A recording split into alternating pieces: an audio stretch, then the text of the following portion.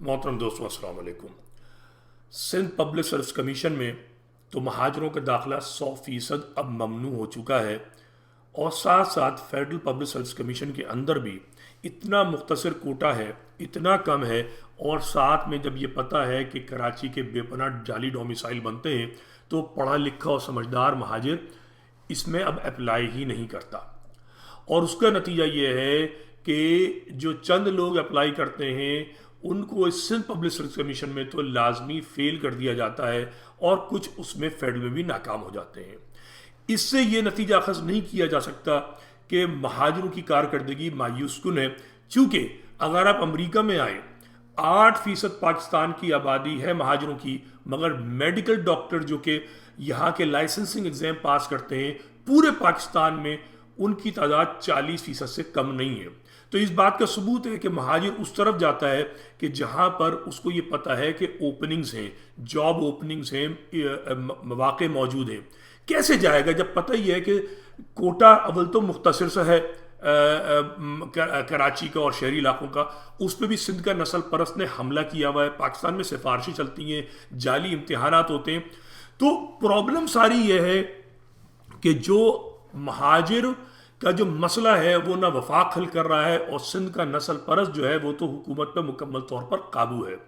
बदकिस्मती हमारी ये है कि महाजिर एक दूसरे की टांग खींच रहा है। जो महाजिर लीडरशिप है वो महाजिर मफादात बेचकर इस वक्त सिंध के वडेरों के साथ कारोबार करती है, और महाजरों की उसे कोई परवाह नहीं है, सिर्फ मगरमच्छ के आंसू बहाती है। ये सोशल मीडिया पे जो मेरा किरदार है उससे ज़्यादा किसी लीडर का कोई किरदार नहीं है। कोई ना सियासी उनकी जद्दोजहद है, ना भूख हड़तालें हैं, ना उनके मज़ाहरे हैं, ना उनकी कोई कानून साजी है।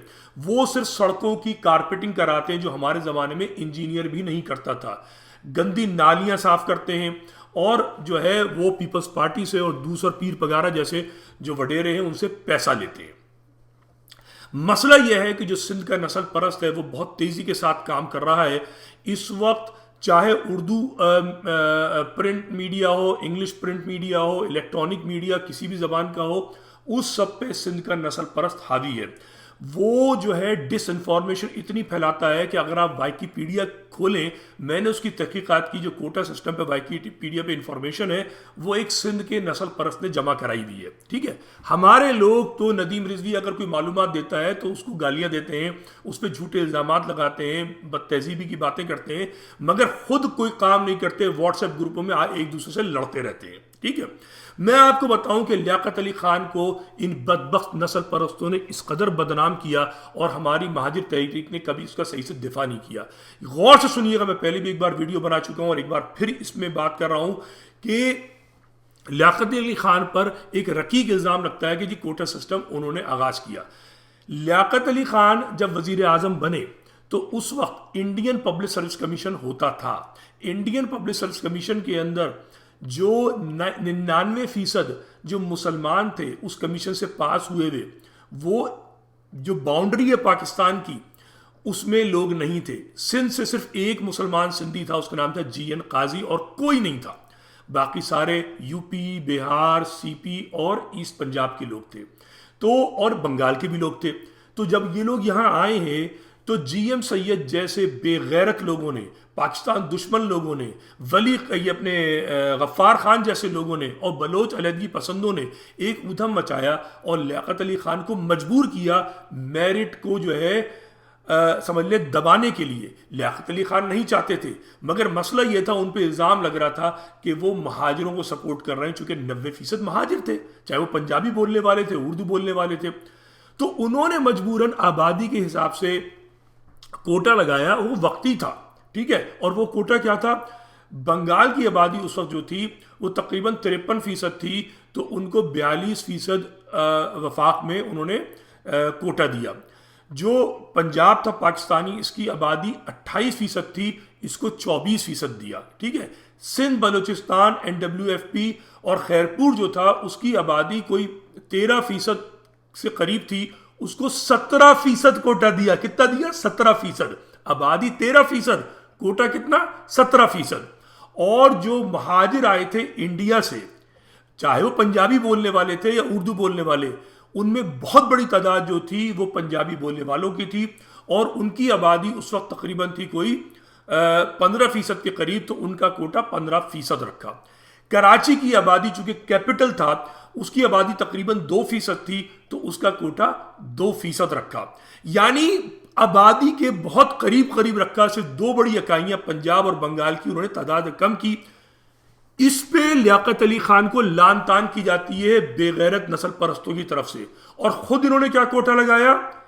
آبادی پہلے کمزور کی بھٹو نے شہری علاقوں کی، اور اس کے مطابق جعلی کوٹا لگایا، پھر ڈومیسائل بھی پہ قبضہ کر لیا۔ اب مسئلہ یہ ہے کہ مہاجر کا تحقیقاتی دفاع کرنے والا کوئی نہیں ہے، لوگ مال کما رہے ہیں، اور جو لیڈرشپ ہے وہ قانون سازی نہیں کرتی۔ 18ویں ترمیم میں مہاجروں کو گاڑ دیا ہے۔ سندھ پبلک سروس کمیشن جو ہے وہ مجال کچھ کر سکتا، مگر 18ویں ترمیم میں صوبائی حکومت کو، صوبائی اسمبلی کو پورا اختیار دے دیا ہے۔ اب وہی تحقیقاتی کمیشن بنائے۔ یہ وہ لوگ ہیں جنہوں نے رانجھانی ڈکیت، جو رانجھانی ڈکیت تھا ارشد رانجھانی، اس نے ڈکیتی کی تھی، تو جو دفاع کرنے والا ہے اس کی پہلی FIR کو انہوں نے تحقیقات کر کے بدل دیا، اور ڈکیت کو جو ہے مظلوم دکھا دیا، اور جو دفاع کرنے والا ہے جس نے دفاع میں اس کو مارا، زخمی کیا، اس کو قاتل قرار دے دیا۔ ان لوگوں سے آپ امید کرتے ہیں یہ کبھی کچھ نہیں کریں گے۔ اب یہ بات کرتے ہیں کورٹ میں جانے کی۔ او بھائی، قانون تو آپ نے بنوایا نا، MQM پاکستان نے۔ مہاجروں کو کی جو قبر کھو دی ہے وہ MQM پاکستان نے کھو دی ہے، اس پہ معافی بھی نہیں مانگتے۔ جرم قبول کرنا تو بہت دور کی بات ہے، اور بیچارے مہاجر ان کی ڈبل پالیسی کو سمجھتے نہیں ہیں۔ یہ سارے کے سارے سندھ کے نسل پرستوں کے ساتھ اکٹھے ہیں، چاہے GA سندھ ہو، پیپلز پارٹی ہو، ان سے مال لیتے ہیں، اور مال لے کے مہاجر کو قربان کرتے ہیں، اور پھر جب مہاجر چلاتا ہے تو یہ ڈرامہ کرتے ہیں۔ مہاجروں، ان بدبختوں سے بچو۔